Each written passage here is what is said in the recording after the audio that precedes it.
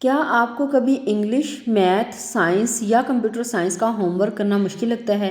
आज मैं आपको प्रैक्टिकली सिखाऊंगी कि एक स्टूडेंट चैटजीपीटी को यूज़ करते हुए अपना होमवर्क कैसे आसानी के साथ बना सकता है। अस्सलाम वालेकुम, मैं हूं सुबिया मुश्ताक और आप देख रहे हैं सुबाक ऑनलाइन अकेडमी चैनल। अब टीचर ने एक आपको क्वेश्चन दिया है और उस क्वेश्चन का आंसर आपको बुक से नहीं मिला और ये भी है कि मस्ट करना भी है होमवर्क में, तो आप जो है उसको इस तरह कर सकते हैं, चैट जीपीटी के अंदर लिखकर उसको सर्च करें। और अगर आप इंग्लिश में पढ़ रहे हैं साइंस को तो आप इंग्लिश में सर्च करें, अगर आप उर्दू में कर रहे हैं तो उर्दू में सर्च करें। तो यहाँ पे देखें इसकी मैटर्स की 3 हालतें जो है वो उसने बता दी हैं कौन कौन सी हैं, उसके साथ उसकी एग्जाम्पल्स भी बहुत अच्छे तरीके से दिए। अगर आप इसको मज़ीद जो है वो समझना चाहते हैं तो आप इसको इंस्ट्रक्शंस दें कि आप इसके बारे में क्लैरिटी चाहते हैं, तो जिस तरह आप इंस्ट्रक्शंस देंगे ये चैट जीपीटी आपको वैसे ही निकाल के मालूमात देता जाएगा। अगर आप मज़ीद गहराई से इस चीज़ को समझना चाहते हैं तो आप उसको वैसे वैसे इंस्ट्रक्शंस देते जाएं। यहाँ पे देखें मैंने जो है उर्दू में भी इसके सर्च किया है कि मादे की 3 हालतें कौन सी है, आसान सा बताओ। अब यही सवाल मैंने उर्दू में लिखा है और उसे कहा है कि मुझे इसके बारे में बताओ आसान सा करके।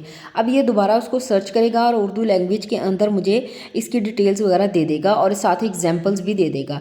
तो ये बहुत ही ज़बरदस्त टूल है, अगर आप इसको यूज़ करते हैं तो आप इतना ज़्यादा सीख सकते हैं कि उतना आपको एक उस्ताद भी नहीं सिखा सकता जितना आप यहाँ से सीख सकते हैं और हर चीज़ को, हर वर्ड को डिटेल के अंदर सीख सकते हैं। अब यहाँ पे अगर आपका कोई रियाजी का क्वेश्चन है, आपको वो नहीं समझ आ रहा है, टीचर ने आपको टास्क दिया है घर में करने के लिए, तो यहाँ पे आके लिखें कोई भी क्वेश्चन जो भी आपको टीचर ने दिया है। मैंने यहाँ पे जस्ट एक एग्जांपल ली है और उसको मैंने यहाँ पे कहा है कि इसको हल करके बताओ। यहाँ पे इतना ज़बरदस्त तरीके से ये हल करता है कि मैंने ये तरीका अपनी ज़िंदगी में आज तक कभी नहीं पढ़ा और ये मुझे एक नए मेथड के थ्रू जो है वो मल्टीप्लिकेशन करना बताता है कि किस तरह हम आसानी के साथ मल्टीप्लिकेशन को किस तरह आसान तरीके से जो है वो समझा भी सकते हैं और ख़ुद समझ भी सकते हैं और उसके थ्रू सवाल भी हल कर सकते हैं। ये देखें ईजीली आप इस तरह के क्वेश्चंस खुद भी लिखें, चैट जीपीटी से सर्च करें और देखें कि आपको क्या रिजल्ट्स मिलते हैं। आप इन्हीं क्वेश्चंस को यूज़ कर सकते हैं या आप डिफरेंट अपने रिसर्च भी कर सकते हैं, जो भी आपको अच्छा लगे। ये मैथ का क्वेश्चन हल हो चुका था। अब मैंने एक नया क्वेश्चन लिया जो कि कंप्यूटर साइंस से रिलेटेड था। What is binary number system? Binary number system क्या है?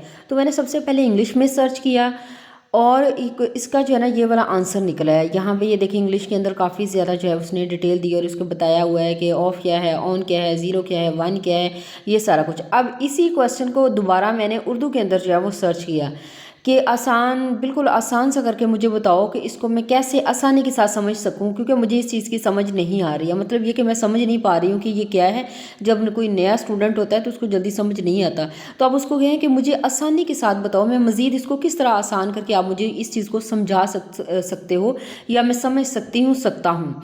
ठीक है, तो ये देखें ये मज़ीद आपको एग्जाम्पल्स के साथ समझाएगा और आप इतने अच्छे तरीके से उस कॉन्सेप्ट को अपने अंदर जज्ब कर लेंगे कि आपको यकीन नहीं आएगा कि आपका ये कॉन्सेप्ट आसानी के साथ क्लियर हो गया है।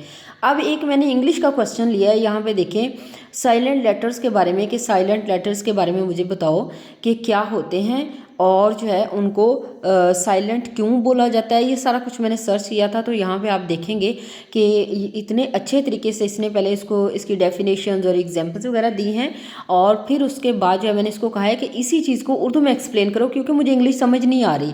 बाज़ स्टूडेंट्स को इंग्लिश जल्दी समझ नहीं आती, उनको उर्दू जल्दी समझ आ जाती है, तो ये उन स्टूडेंट्स के लिए है जो उर्दू इजीली समझ सकते हैं। तो यहाँ पे देखें वो बताता है। फिर उसके बाद मैंने ये भी सर्च किया कि ये साइलेंट लेटर्स इंग्लिश लैंग्वेज में इस्तेमाल क्यों किए गए। तो यहाँ पे वो फिर डिटेल बताता है कि क्यों इनको जो है वो यूज़ किया गया। पिछले ज़माने में इनको बोला जाता था, अब नहीं बोला जाता, लैंग्वेज चेंज होती है वक्त के साथ साथ, तो ये सारा कुछ बताया हुआ है। तो आप इस तरह की इंटरेस्टिंग मालूमात भी आप लोग यहाँ पे सर्च करके अपने नॉलेज को इंक्रीज़ कर सकते हैं। मुझे उम्मीद है कि आपको बहुत अच्छे तरीके से ये पॉइंट समझ आ गए होंगे। अगर फिर भी कोई आपका क्वेश्चन है तो आप कमेंट करके लास्ट में मुझे बताएं। वीडियो को लाइक कर दें, चैनल को सब्सक्राइब कर दें और बेल आइकन प्रेस करना ना भूलिएगा। Thanks for watching. अल्लाह हाफिज़। अपना बहुत सारा ख्याल रखिएगा और दुआ में याद रखिएगा।